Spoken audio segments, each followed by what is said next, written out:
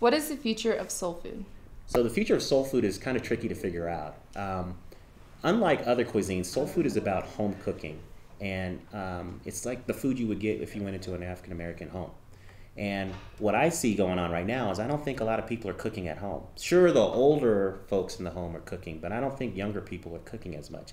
So for home cooking cuisine, that means it might just be in the restaurants. It may just be in other places in special occasions instead of daily fare.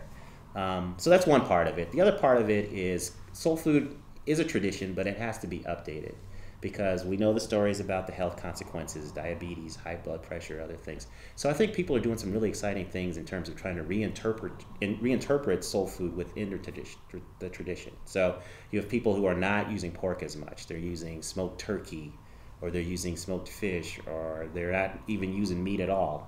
I actually went to a place in Oakland that was vegan soul food. So I had southern fried tofu and vegan mac and cheese, and it wasn't that bad. I'd actually go back. So I think the broad strokes of the cuisine are going to exist. People are going to be using greens, sweet potatoes.